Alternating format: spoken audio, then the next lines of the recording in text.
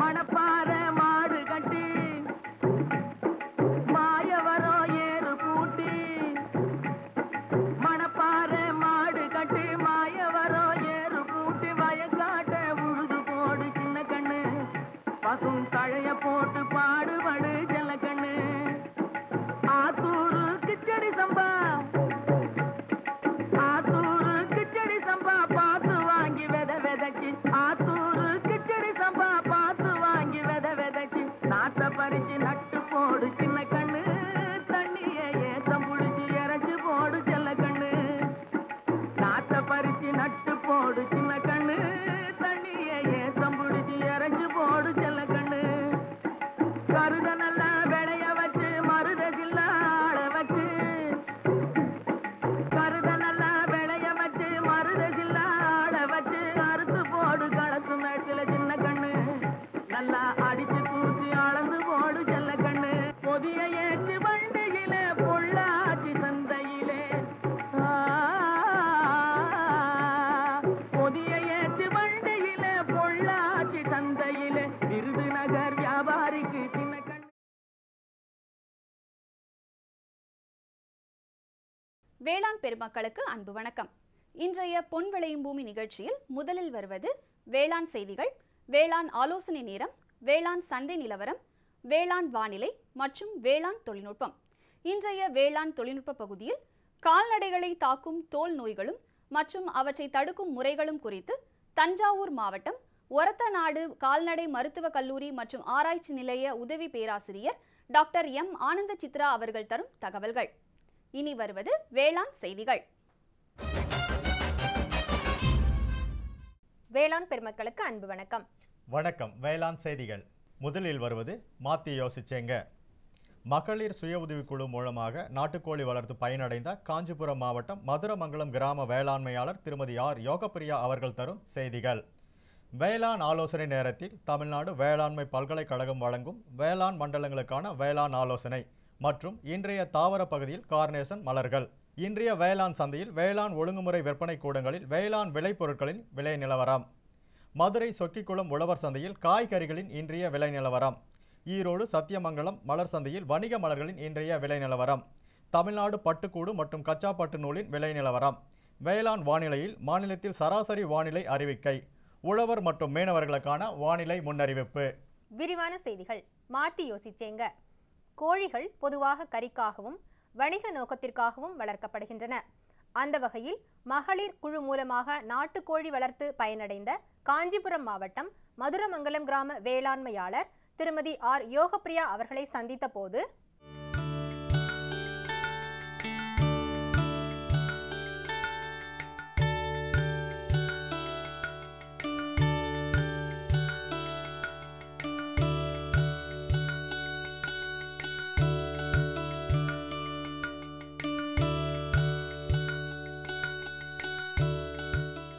நாங்கள் ஏற்கனவே மகளிர் குழுவாக நாங்கள் செயல்பட்டு வருகிறோம். இதில் நம்ம உண்டாய் நிறுவனத்திலிருந்து எங்களுக்கு ஒரு தொழில் தொடங்கிறதுக்கு காசோலே இல்லை, அவங்களே பில்டிங் கட்டி தரதாக சொன்னாங்க. அதனால் நாங்கள் இருக்கிற குழுவிலேருந்து மக்களை தேர்ந்தெடுத்து ஒரு நாட்டுக்கோழி பண்ணை வைக்கலாம் அப்படின்ற ஒரு முடிவுக்கு வந்தோம். அது நாட்டுக்கோழி ஓம் சக்தி நாட்டுக்கோழி ஒத்த தொழில் குழு என்று பெயர் வச்சுருக்கோம். இதில் இது உழவர் பயிற்சி மையத்திலேருந்து எங்களுக்கு இங்கேயே மதுரமங்கலம் கிராமத்திலே ட்ரைனிங் பண்ணாங்க. ட்ரைனிங் பண்ணது மட்டும் இல்லாமல் பால் பண்ணை கொண்டு போய் அங்கே எப்படியெல்லாம் கோழிகள் வளர்க்குறாங்க அப்படின்னு சொல்லிட்டு எங்களுக்கு எல்லாத்தையும் நிகழ்ச்சிகளாம் அதையும் காண்பித்தாங்க. இந்த உழவர் பயிற்சி மையத்தில் கோழி ஒரு நாள் கோழி குஞ்சு தான் எங்களுக்கு இறக்கப்படுது. அதை எப்படியெல்லாம் வளர்க்கணும் அப்படின்ற பயிற்சியெல்லாம் எங்களுக்கு அளித்தாங்க. அதில் இந்த லைட் குண்டு பல்பு மூலமாக தான் அந்த கோழிங்களை ஈட்டு கொடுத்து தான் வளர்க்கணும். அதுக்கப்புறம் 7ஆவது நாள் இன்ஜெக்ஷன் பண்ணணும். அதாவது அந்த சொட்டு மருந்து மூக்கு வழியாகவோ இல்லை கண் வழியாகவோ விடலாம். அதே போது 2ஆவது வாரமும் சொட்டு மருந்து விடணும். அதுவும் மூக்கு வழியாகவோ இல்லை காது வழியாகவோ விடணும். 3ஆவது வாரம் கொடுக்கப்படுற சொட்டு மருந்து இந்த கோழிகளுக்கு தீனி அதிகமாக வைத்து அது சொட்டு மருந்து கொடுக்கறது காலையிலையோ இல்லை மாலை நேரத்துலையோ மட்டும்தான் அந்த கோழிங்களுக்கு அந்த சொட்டு மருந்து கொடுக்கணும். அது கொடுக்கும்போது அந்த 3ஆவது வாரம் கொடுக்கும் அந்த சொட்டு மருந்தானது தீவனம் 1 ஹவருக்கு முன்னாடி இந்த தண்ணி தட்டெல்லாம் எடுத்துடணும். தீவனம் நல்லா அளிக்கப்பட்டதுக்கு பிறகு ஐஸ் வாட்டர் மூலமா அந்த சொட்டு மருந்தை கலந்து அந்த கோழிகளுக்கு வச்சோம்னா அந்த சுவாசிக்க முடியாத அந்த நோய்கள் வந்து எதுவுமே வர வாய்ப்பு இல்லை. அதனால் பெண்கள்லாம் இந்த தொழிலை செய்கிறதுனால நாங்கள் 12 பேர் ஒரு குழுவாக நடத்திட்டு இருக்கோம். இதனால் வந்து எங்களுக்கு பெண்கள் வந்து வேலைக்கு போகாத அளவுக்கு இல்லாமல் நாங்கள் வீட்டிலேருந்தே வீட்டு வேலையும் பார்த்துட்டு இது போல் வேலையும் எங்களுக்கு வருமானத்தையும் ஈட்டு தர அளவுக்கு இந்த கோழி பண்ணை வளர்ந்துருக்கு. நாங்கள் முதல் முறையாக இப்போ தான் கோழி பண்ணைக்கு முதல் முறையாக இறக்கியிருக்கோம். இதே போன்ற அனைத்து மகளிரும் வந்து முன்னேற்றமாக முதல்ல இந்த போல் ஒரு தொழிலை ஆரம்பித்து வாழ்க்கையில் பல லாபங்களை கிட்டு நல்லா செயல்படுத்தலாம் என்று நான் எங்கள் குழுவின் சார்பாக கேட்டுக்கொள்கிறேன். மேலும் விவரங்கள் பெற வேளாண்மையாளர் திருமதி ஆர் யோகப்பிரியா அவர்களை 9566700458 என்ற கைபேசி எண்ணில் தொடர்பு கொள்ளலாம். இனி தொடர்வது வேளாண் ஆலோசனை நேரம்.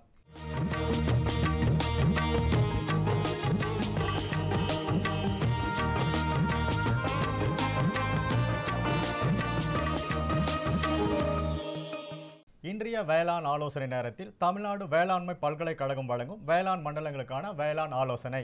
மேற்கு மண்டல விவசாயிகளுக்கான வேளாண் ஆலோசனை.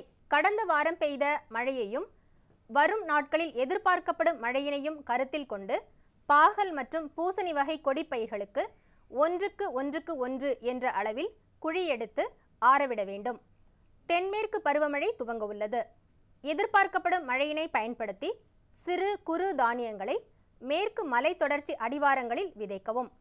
தொடரும் மழையுடன் மணிக்கு 20 கிலோமீட்டருக்கும் மேல் வேகமான காற்று எதிர்பார்க்கப்படுவதால் 5 மாதத்திற்கு மேல் வயதுடைய வாழைகளுக்கு ஊன்று கொடுக்கவும். கரும்பில் விட்டம் கட்டவும். எதிர்பார்க்கப்படும் மழையினை பயன்படுத்தி குறுவை நெல் நடவு செய்ய வயலினை தயார் செய்யவும். நாற்றாங்காலில் போதிய வடிகால் வசதி ஏற்படுத்தவும். 30 நாட்கள் வயதுடைய மஞ்சளில் களை எடுக்கவும். காவிரி டெல்டா மண்டல விவசாயிகளுக்கான வேளாண் ஆலோசனை. குறுவை பருவத்திற்கு ஏற்ற நெல் ரகங்களான ஆடுதுறை 36, ஆடுதுறை 43, ஆடுதுறை 45 மற்றும் ஆடுதுறை 47 விதைகளை விதைக்கவும். கார்பன் டசிம் மருந்து 1 கிலோ விதைக்கு 2 கிராம் அல்லது சூடோமோனஸ் பாக்டீரியா 10 கிராம் என்ற அளவில் கலந்து ஈர விதை நேர்த்தி செய்து விதைக்க வேண்டும். இதனால் விதைகள் மூலம் பரவக்கூடிய நோய்களை கட்டுப்படுத்த முடியும்.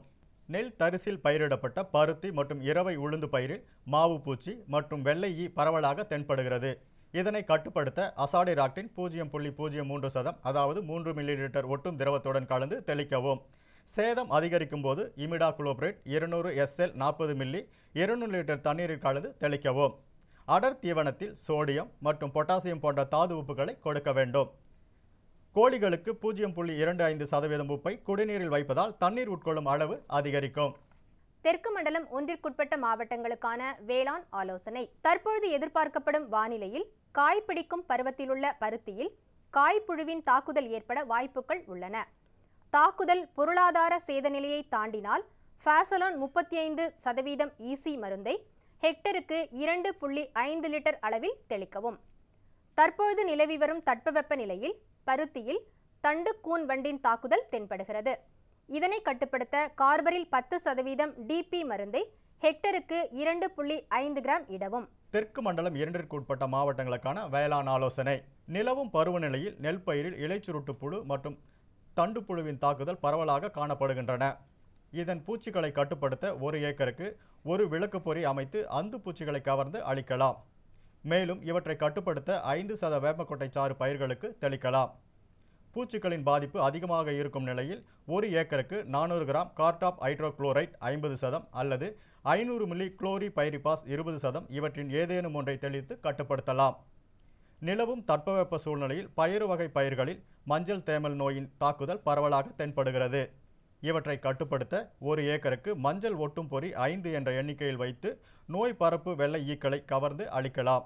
மேலும் வெள்ளை ஈயின் தாக்குதல் தென்பட்டால் டைமித்தோவேட் அல்லது மித்தைல் டெமட்டான் மருந்தினை 1 ஏக்கருக்கு 200 மில்லி என்ற அளவில் தெளித்து கட்டுப்படுத்தலாம்.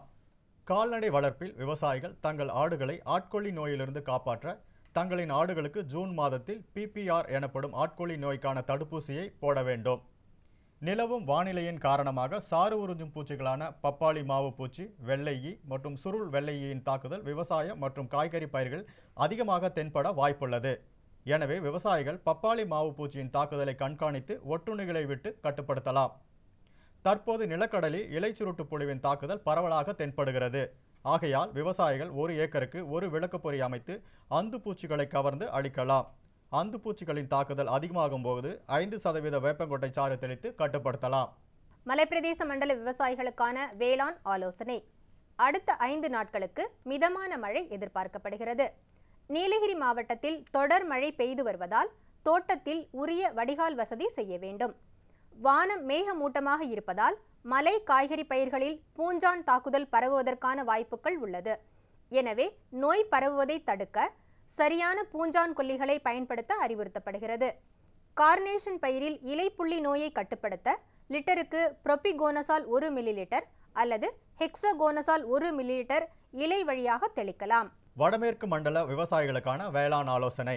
தென்மேற்கு பருவமழையின் தாக்கம் தமிழகத்தின் மேல் குறைவாக காணப்பட்டாலும் அதிகப்படியான மேகமூட்டம் மற்றும் காற்றின் வேகத்தால் வெப்ப அளவுகள் நன்கு குறைந்து கோழிகளுக்கு சாதகமான சூழ்நிலை உருவாகியுள்ளன.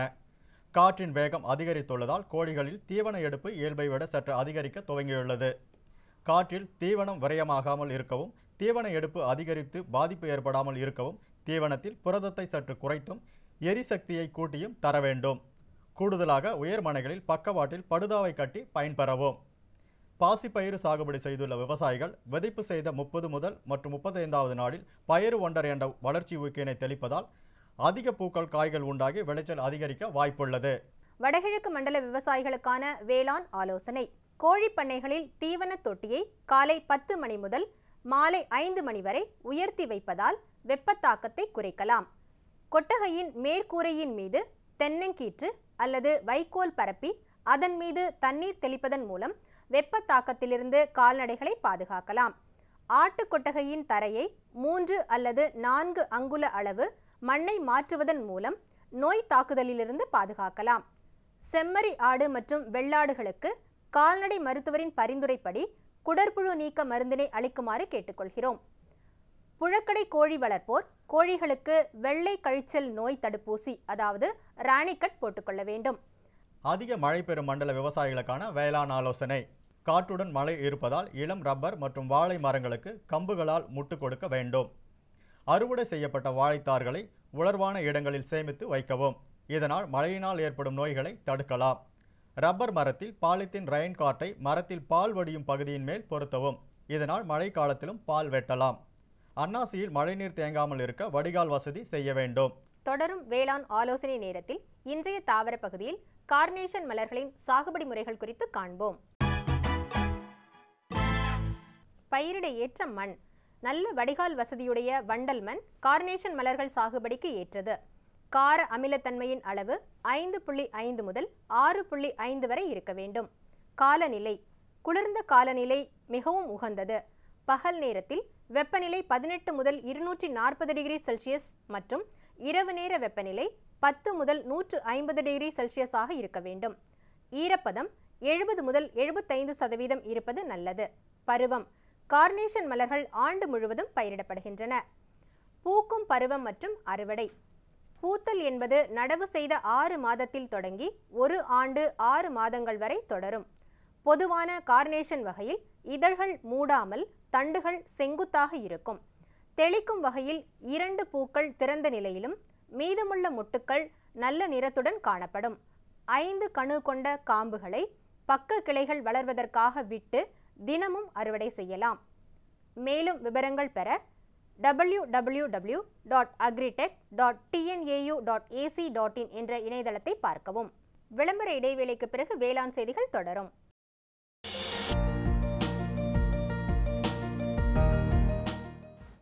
வேம்பு கலந்த யூரியா. சிறந்த உற்பத்திக்காக வேம்பு கலந்த யூரியா நம் நாட்டிலேயே 70 லட்சம் டன்னாக அதிகரிக்க 6 ஆலைகள் சீரமைக்கப்படுகின்றன. FCIL-இன் கோரக்பூர், சித்ரி, தல்ச்சர் மற்றும் ராமகுண்டம் ஆலைகள், HFCL-இன் பரௌனி மற்றும் BVFCL-இன் நாமருல் போர்ட் ஆகியன. பழம் நழுவி பாலில் விழுந்தது போல இப்பொழுது நம் நாட்டிலேயே வேம்பு கலந்த யூரியா உற்பத்தி செய்யப்படும். இதனால் விவசாயிகளுக்கு நன்மையே விளையும். 10% வரை தானிய உற்பத்தி அதிகரிக்கும். மண்ணில் 10 to 15% நைட்ரஜன் திறன் அதிகரிக்கும். சிறந்த உற்பத்திக்கு வேம்பு கலந்த யூரியா.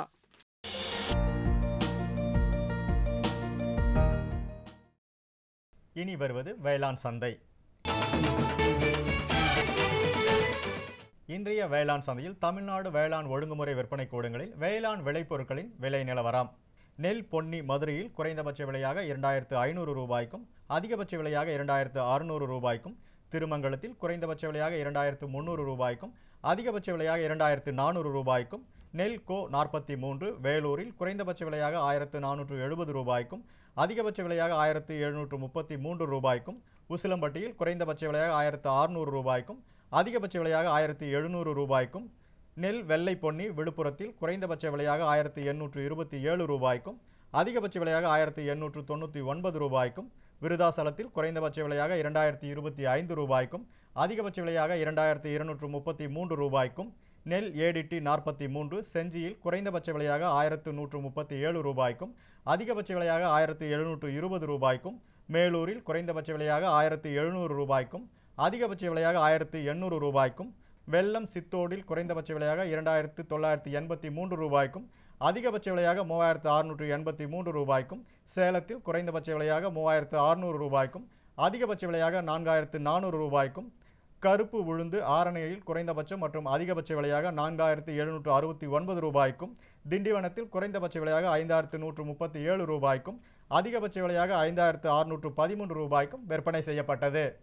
மதுரை சொக்கிக்குளம் உழவர் சந்தையில் காய்கறிகளின் இன்றைய விலை நிலவரம். கத்தரிக்காய் 1 கிலோ 30 ரூபாய்க்கும், வெண்டைக்காய் 1 கிலோ 34 ரூபாய்க்கும், அவரைக்காய் 1 கிலோ 66 ரூபாய்க்கும், சின்ன வெங்காயம் 1 கிலோ 110 ரூபாய்க்கும், பெரிய வெங்காயம் 1 கிலோ 17 ரூபாய்க்கும், பச்சை மிளகாய் 1 கிலோ 60 ரூபாய்க்கும், தக்காளி 1 கிலோ 22 ரூபாய்க்கும், கறிவேப்பிலை 1 கிலோ 38 ரூபாய்க்கும், கொத்தமல்லி 1 கிலோ 120 ரூபாய்க்கும், புதினா 1 கிலோ 30 ரூபாய்க்கும் விற்பனை செய்யப்பட்டது.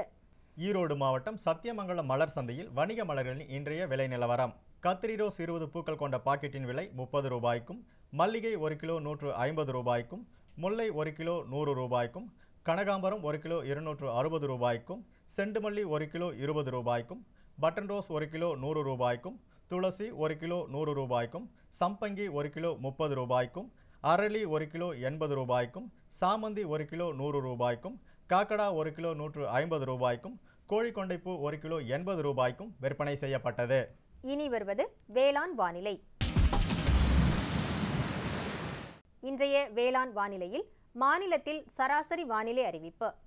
காற்றின் வெப்பநிலை அதிகபட்சமாக 35.7 டிகிரி செல்சியஸ் ஆகவும் குறைந்தபட்சமாக 25.8 டிகிரி செல்சியஸ் ஆகவும், காற்றின் ஒப்பு ஈரப்பதம் 58.7% காற்றின் வேகம் மணிக்கு 5.6 கிலோமீட்டராகவும், மண்ணின் ஈரப்பதம் 15 சென்டிமீட்டர் ஆழத்தில் 17.1%, மண்ணின் வெப்பநிலை 15 சென்டிமீட்டர் ஆழத்தில் 29.7 டிகிரி செல்சியஸ் ஆகவும், மழை அளவு 3.2 மில்லிமீட்டராகவும், சூரிய கதிர்வீச்சு 421.5 கலோரி பெர் சென்டிமீட்டர் ஸ்கொயர் ஆகவும், வளிமண்டல அழுத்தம் 952 ஹெக்டா பாஸ்கல் அளவாகவும், இலையின் ஈரப்பதம் மணிக்கு 3ஆகவும் இருந்தது. வானிலை முன்னறிவிப்பு. உழவர்களுக்கான வானிலை முன்னறிவிப்பு. தமிழகம் மற்றும் புதுச்சேரியில் ஓரிரு இடங்களில் மட்டும் மழையோ அல்லது இடியுடன் கூடிய மழையோ பெய்யக்கூடும். மீனவர்களுக்கான வானிலை முன்னறிவிப்பு. பலமான காற்று தென்மேற்கு திசையிலிருந்து மணிக்கு 45 முதல் 55 கிலோமீட்டர் வேகத்தில் தமிழகம் மற்றும் புதுச்சேரி கடலோர பகுதிகளில் வீசக்கூடும். இத்துடன் இன்றைய வேளாண் செய்திகள் நிறைவு பெற்றது. வணக்கம். மீண்டும் நாளைய வேளாண் செய்திகளில் சந்திப்போம். நன்றி, வணக்கம். இதை கேளு. என்கிட்ட என்ன சொல்ல போறீங்க? போய் அவகிட்ட சொல்லுங்க. யார்கிட்ட? அதான் உங்க மொபைல் போன். காலையில சாயங்காலம் ராத்திரி பகலுன்னு ஒட்டிட்டு இருக்கீங்க. கேட்டா விவசாய கால் சென்டர்ட்ட பேசிட்டு இருக்கேன்னு சொல்றீங்க. ஓ, இதுதான் விஷயமா? ஆமா, என்னாச்சு? இப்பெல்லாம் பேசுறது இல்லையா? இப்பெல்லாம் பேச்சு சீக்கிரமா முடிஞ்சிருது. அப்படியா? ஆமா, இப்ப அதிக லைன்கள் மற்றும் சிறப்பு தொழில்நுட்பம் மூலமா வேளாண் நிபுணர்கிட்ட சீக்கிரமா பேச முடியுது. எப்போ லைன் பிஸியா இருந்தா நம்ம பிரச்சனை எப்போல ரெக்கார்ட் பண்ணலாம். அங்க இருந்து போனும் வந்துடும். நம்ம பிரச்சனைக்கு தீர்வு மெசேஜ் மூலமாவும் வந்துடும். இதோ பாரு, வந்துருச்சு. ஆஹா, இனிமேல் காத்துட்டு இருக்க வேண்டிய அவசியமே இல்லையே. ஆமா, அதான் திடீர்னு என் மேல இவ்வளவு அன்பு எப்படி வந்ததுன்னு நினைச்சிட்டு இருந்தேன். விவசாயம் தொடர்பான பிரச்சனைகளுக்கு உங்கள் மொழியில் உடனே தீர்வு பெற இந்தியா முழுவதிலும் எந்த போனில் இருந்தும் ஹெல்ப்லைன் நம்பரை தொடர்பு கொள்ளவும். விவசாயிகளின் நண்பன், விவசாயிகள் கால் சென்டர்.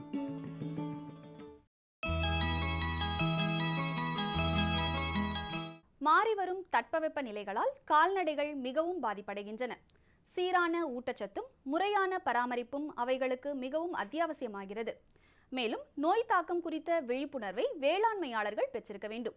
அவ்வகையில் கால்நடைகளை தாக்கும் தோல் நோய்களும் அவற்றை தடுக்கும் முறைகளும் குறித்து விரிவாக விளக்குகிறார் தஞ்சாவூர் மாவட்டம் ஒரத்தநாடு கால்நடை மருத்துவக் கல்லூரி மற்றும் ஆராய்ச்சி நிலைய உதவி பேராசிரியர் டாக்டர் எம் ஆனந்த சித்ரா அவர்கள்.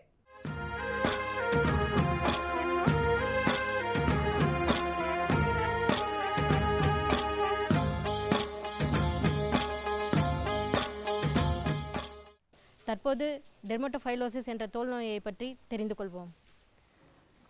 டெர்மட்டோஃபைலோசிஸ் காங்கோலன்சிஸ் என்ற பாக்டீரியாவினால் இந்த தோல் நோய் உண்டாகிறது.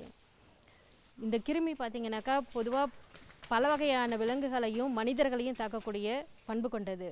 அதிலும் மாடு, செம்மறியாடு, வெள்ளாடு, குதிரை இதில் வந்து மிகையான தாக்கத்தையும், நாய், பூனை, பன்றி மற்றும் வனவிலங்குகளில் மிதமான தாக்கத்தையும் ஏற்படுத்தக்கூடியது. குறிப்பாக இளம் கன்றுகளையும் குட்டிகளையுமே அதிகமாக தாக்குகிறது, தீவிர நோயையும் உண்டாக்குகிறது. நம்ம நாட்டு மாடு, இந்த நாட்டு மாடு, ஆடு இனங்களில் பொதுவாகவே இதுக்கு எதிர்ப்பு சக்தி அதிகமாக இருக்கும். ஆனால் கலப்பின பசுக்களோ, அதுவும் கர்ப்ப காலத்தில் இருக்கிற கலப்பின பசுக்கள், அதிகமாக பால் உற்பத்தி செய்கிற கலப்பின பசுக்களில் இந்த நோய் தீவிர தாக்கத்தை உண்டாக்குது. இந்த கிருமிக்கு பார்த்திங்கன்னா இதமான சூழ்நிலைன்னு பார்த்தா வெப்பமண்டல, மித வெப்பமண்டல தட்பவெப்ப சூழ்நிலை தான். அதிக ஈரப்பதமும் வெப்பமும் இருக்கும்போது இதனுடைய வித்துக்கள் உயிர் பெற்று அதிக தீவிரத்தோடு தாக்க தொடங்குது. அதுவும் மழைக்காலத்தில் மழையில் நனையும் போது ஆடு மாடுகளுடைய தோல் வந்து மிருதுவாயிடும், நனைஞ்சு தோல் வந்து மிருதுவாயிடும். அப்பொழுது வந்து இந்த வித்துக்கள் வந்து அதிகமாக உயிர்ப்பிருந்து தோலும் மிருதுவாக இருக்கிறதுனால எளிதாக உள்ளே போய் அதன் தோல் நோயினுடைய தீவிரம் வந்து அதிகமாகுது. எதிர்ப்பு சக்தி குறைவாக இருக்கிற ஆடு மாடு, அது மட்டும் இல்லாமல் ஊட்டச்சத்து குறைபாடு உள்ள, அதுலேயும் குறிப்பாக பார்த்திங்கன்னா துத்தநாகம் குறைவாக இருக்கிற சூழ்நிலையில் இந்த தோல் நோய் அதிகமாக ஏற்படுது. அது மட்டும் இல்லாமல் தோலில் ஏற்படுற சிறிய புண்ணுங்கள், சிராய்ப்புகள், அது மட்டும் இல்லாமல் இந்த கொசு கடிக்கிறதுனால, ஈ கடிக்கிறதுனால, உண்ணியினுடைய காயங்கள்னால ஏற்படும் போது அந்த காயங்கள் வழியாக இந்த கிருமி உள்ளே போந்து நிறைய அந்த நோயினுடைய தாக்கம் அதிகமாக இருக்கிறதோட மற்ற இடங்களுக்கு பரவுறது மட்டும் இல்லாமல் மற்ற விலங்குகளுக்கும் இது பரவுறதுக்கு ஏதுவாக இருக்குது. இதனுடைய அறிகுறிகள் எப்படி இருக்கும் அப்படின்னு பார்த்தீங்கன்னாக்கா, இந்த அறிகுறியே வந்து எல்லா இடத்துலையும் இருக்கலாம், பரவினாமலையும் இருக்கலாம், இல்லை ஒரு இடத்துலையே தீவிரமாகவும் இருக்கலாம். இதனுடைய தீவிர தன்மை இதெல்லாம் எதை பொறுத்ததுனாக்கா எந்த இனன்றதை பொறுத்து, அப்புறம் வயது, அப்புறம் அதனுடைய நோய் எதிர்ப்பு சக்தியினுடைய தன்மை, அப்புறம் ஊட்டச்சத்தினுடைய நிலைப்பாடு, இது எல்லாத்தையுமே பொறுத்து தான் இருக்கும். வந்து தோல் முடியெல்லாம் ஒன்றோட ஒன்று ஒட்டிக்கிட்டு அதிக பக்கு மாதிரி தோலில் ஒட்டிக்கிட்டும் இருக்கலாம், இல்லை தோலே தடித்து போய் சுருக்கமாக விழுந்து அந்த விரிசல் விழுந்து நீர் கசிவு ஏற்படுற மாதிரி இருக்கலாம். இந்த ஒரு சில அனிமலில் பார்த்திங்கனாக்கா உங்களுக்கு அரிப்பு இருக்கும், ஒரு சில இதில் அரிப்பே இருக்காது. அது மட்டும் இல்லாமல் நம்ம அந்த தோலை அந்த முடியோடு இருக்கிறதோ அந்த பக்கையோ எடுக்கிறோன்னு வச்சுக்கோங்களேன், ஈஸியாக நம்ம கையோடைய வெளில வந்துடும். அந்த தோலினுடைய மேற்பகுதியை பார்த்திங்கன்னா சிவந்து போய் வந்து இருக்கிற மாதிரி இருக்கலாம், இல்லை நீர்க்கசிவோட கொதன்னு இருக்கிற மாதிரியான புண்ணாகவும் இருக்கலாம். இது சமீப காலங்களில் இந்த டெல்டா மாவட்டங்களில் செம்மறியாடுகள்லையும் வெள்ளாடுகள்லையும் இந்த நோய் தாக்கம் பரவலாக காணப்பட்டுச்சு. இதே கேரளாவில் பார்த்திங்கன்னா மாடுகளில் சேறு மாதிரி இருக்கிற இடத்துல ரொம்ப நேரம் நிற்கிற இடங்களில் இருக்கிற மாடுகளில் கால் பகுதிக்கு கீழே இந்த தோல் நோய் சமீப காலமாக பரவலாக காணப்படுது. இந்தியாவில் பல வேறு மாநிலங்களில் இந்த மழைக்காலத்தில் இந்த நோய் பாதிப்பை வந்து எல்லா இடத்துலையுமே கண்டறியப்பட்டிருக்காங்க. இது வந்து எல்லா டைம் இருக்குன்னு பார்த்தாக்கா இருக்காது. இதே வந்து நாள்பட்ட தோல் நோய் இருக்கும்போதோ, இல்லை அந்த நோயிலிருந்து மீண்டு வரக்கூடிய ஸ்டேஜில் இருக்கும்போதோ, இதில் வந்து அங்கங்கே தான் இந்த பாக்டீரியா தென்படுமே தவிர இந்த ஏணிப்படி மாதிரி இருக்காது. அந்த மாதிரி சமயங்களில் இம்யூனோஃப்ளோரசன்ஸ் என்ற சோதனை மூலம் இதை வந்து உறுதி பண்ணலாம். அது மட்டும் இல்லாமல் ஆய்வகத்தில் இந்த பாக்டீரியாவை தனித்து பிரித்தெடுத்து அதனுடைய உயிர்வேதியியல் முறைகளை கண்டறிகிறது மூலம் இந்த தோல் நோயை உறுதி செய்யலாம். இப்போ இதுக்கான சிகிச்சை என்ன அப்படின்னு பார்த்தோம்னாக்கா, இது எதுவுமே ஓரளவு நல்ல எதிர்ப்பு சக்தி இருக்கிற ஆடு மாடுகளாக இருந்ததுனாக்கா 2-3 வாரத்தில் தானாகவே சரியாயிடும். ஆனால் இளங்குட்டிகள்லேயோ கன்றுகள்லேயோ இல்லை எல்லா வித உடம்புல எல்லா இடத்துலையுமே பரவி இருக்கிற நிலையிலேயே கண்டிப்பாக நம்ம இதுக்கு சிகிச்சை அளித்து தான் ஆகணும். இதுக்கு அருகில் உள்ள கால்நடை மருத்துவமனைகளை அருகி தான் ஆகணும். மருத்துவருடைய ஆலோசனைப்படி நம்ம மருந்து கொடுக்கலாம். இது இப்போ நாமளாக பண்ணலான்னாக்கா பொவிடோன் அயோடின் கரைசல், சுண்ணாம்பு சல்ஃபர் கரைசல் அல்லதுனாக்கா குளோரோஹெக்சிடின் கரைசலை உடம்பு மேலே தடவிக்கிட்டே ஒரு நாளைக்கு ஒரு 2-3 தடவை தடவினாக்கா இந்த நோய் தாக்கத்திலிருந்து நோய் தாக்கத்தையும் குறைக்கலாம், சிகிச்சை அளிக்கலாம். அது மட்டும் இல்லாமல் இந்த பாக்டீரியா பல்வேறு வகையான ஆன்டிபயோட்டிக்கு எளிதாக ஆட்பட்டுடும். அதனால் குணப்படுத்துறது எளிதாக இருக்கும். பொதுவாக ஆக்சிடெட்ராசைக்ளின் இன்ஜெக்ஷன் 1 to 1 நாள் 3 தடவை கொடுத்தோம்னாக்கா இந்த தீவிர நோய் தாக்கத்திலிருந்து தடுக்கலாம். அது மட்டும் இல்லாமல் நம்ம பாரம்பரிய மூலிகை வைத்தியம் மூலமாகவும் இந்த நோயை குணப்படுத்தலாம். எளிதான முறைன்னு எதுன்னு பார்த்தாக்கா வேப்ப எண்ணெய் கூட மஞ்சளை கலந்து புண்ணு இருக்கிற இடத்துலலாம் பூசிக்கிட்டு ஒரு நாளைக்கு ஒரு 2-3 தடவை பூசிக்கிட்டு வந்தோம்னாக்கா இந்த நோயினுடைய தாக்கம் குறையிறது மட்டும் இல்லை, வேப்ப எண்ணெய் நம்ம தடவுறதுனால கொசு, ஈ, உண்ணி இதெல்லாம் வராமலும் பாதுகாக்கலாம். இது மூலமாக மற்ற விலங்குகளுக்கு பரவுறதையும் நம்ம தடுக்கலாம். இதனால் ஏற்படுற பொருளாதார இழப்பு என்ன விவசாயிகளுக்கு அப்படின்னு பார்த்தோம்னாக்கா, ஒன்று இந்த கன்றுக்குட்டிகள்லேயும் ஆட்டுக்குட்டிகள்லையும் பார்த்திங்கன்னா நோய் தீவிரமாக அடைஞ்சு மற்ற நோய்களுக்கு ஆளாகிறதுனால இறப்பு ஏற்பட்டு விட்டோம். அடுத்து பார்த்திங்கன்னா குறைவான பால் உற்பத்தி, வேலைத்திறன் உற்பத்தி குறைச்சல். அதுக்கப்புறம் பார்த்திங்கனாக்கா இந்த தோலில் அங்கங்கே ஓட்டை விழுந்துறதுனால இந்த தோலை எதுக்குமே பயன்படுத்த முடியாது, அதனாலேயும் நஷ்டம் ஏற்படும். அதுவும் இல்லாமல் மருத்துவ செலவு, மருத்துவர்களுக்கான செலவு, இதனால் நமக்கு விவசாயிகளுக்கு நஷ்டம் ஏற்படும். இதை எப்படி தடுக்கலாம் அப்படின்னு பார்த்தோம்னாக்கா, இந்த பொதுவாகவே நாட்டு மாடுகளில், நாட்டு இனங்களில் இதனுடைய எதிர்ப்பு சக்தி அதிகமாக இருக்கும். அதனால் அந்த மாதிரி இனங்களை தேர்ந்தெடுத்து நம்ம வளர்க்கும் போது இந்த நோய் பாதிப்பிலிருந்து நோய் பாதிப்பை தடுக்கலாம். அதுக்கு மட்டும் இல்லாமல் இந்த ஒரு பண்ணையிலையோ கிராமத்துலேயோ ஆட்டுக்கோ மாட்டுக்கோ வந்துருச்சுனாக்கா அந்த மாட்டையோ ஆட்டையோ தனித்து பிரித்து எடுத்து அதுக்கு தனியாக தீவனம், தண்ணி எல்லாம் கொடுத்து பராமரிக்கிறது முறை. அதை மற்ற விலங்குகளோட சேர்க்கக்கூடாது. இல்லை ஒரு பெரிய பண்ணை ஆர்கனைஸ்டு ஃபார்ம் மாதிரி இருக்குதுனாக்கா அந்த விலங்கை அதிலேருந்து எடுத்துடுறது சரியான முறையாகும். ஏன்னா இது ஒரு அனிமலுக்கு வந்ததுனாக்கா மற்ற விலங்குகளுக்கும் எளிதாக பரவக்கூடிய சூழ்நிலை உண்டாகிடும். இதனுடைய வித்துக்கள் ரொம்ப நாள் மண்ணில் இருக்கிறதுனால இது எல்லா இதுக்கும் பரவும். அதனால் அந்த விலங்கை தனியாக பிரித்து எடுத்து கையாளுறது இல்லை வெளியேற்றதோ சரியான முறையாக தடுக்கலாம். அது மட்டும் இல்லாமல் இந்த இதுக்கு தகுந்த தடுப்பூசி இது வரைக்கும் எதுவும் கண்டுபிடிக்கல. அதனால் நம்ம கொசு, உண்ணி, ஈ இதெல்லாத்தையும் தடுக்கிறது மூலமாக கட்டுப்படுத்தும் முறைகளை கையாள்வதன் மூலமும் இந்த நோயை தடுத்து இதில் வர பொருளாதார இழப்பை தடுக்கலாம். மேலும் விவரங்களுக்கு டாக்டர் எம் ஆனந்த சித்ரா அவர்களை 9442174491 என்ற கைபேசி எண்ணில் தொடர்பு கொள்ளலாம். சுகமாய் பரவும் நறுமணத்தில், சுவை எனும் இன்பத் தோட்டத்தில், வளர்ச்சி எனும் பாதையில், மலர்ந்திருக்கும் புன்னகையில், பசுமையான செடிகளில், பெரிய பெரிய வர்த்தகங்களில், தேனீக்களின் ரீங்காரத்தில், மகிழ்ச்சியின் இன்ப ஒலியில். NHM தோட்டக்கலை இயக்கம். எங்கள் விருப்பம் உங்களது புன்னகை. 16/6/2017 வெள்ளிக்கிழமை அன்று பொன் விளையும் பூமி நிகழ்ச்சியில் மாத்தி யோசிச்சேங்க. மகளிர் சுய உதவிக்குழு மூலமாக ஜப்பானிய காடை வளர்த்து பயனடைந்த காஞ்சிபுரம் மாவட்டம் மதுரமங்கலம் கிராம வேளாண்மையாளர் திருமதி எம் பிரியா அவர்கள் தரும் செய்திகள். வேளாண் ஆலோசனை நேரத்தில் நாமக்கல், சேலம், தர்மபுரி, கிருஷ்ணகிரி ஆகிய மாவட்ட வேளாண்மையாளர்களுக்கான வேளாண் அறிவுரை மற்றும் இன்றைய தாவர பகுதியில் மல்லிகை, வேளாண் தொழில்நுட்ப பகுதியில் தரமான தென்னை நாற்றங்கால் உற்பத்தி முறைகள் குறித்து சிவகங்கை மாவட்டம் குன்றக்குடி வேளாண் அறிவியல் நிலைய பேராசிரியர் முனைவர் எஸ் செந்தூர் குமரன் அவர்கள் தரும் தகவல்கள் ஆகியன இடம்பெறும். மீண்டும் நாளைய பொன் விளையும் பூமி நிகழ்ச்சியில் சந்திப்போம். நன்றி, வணக்கம்.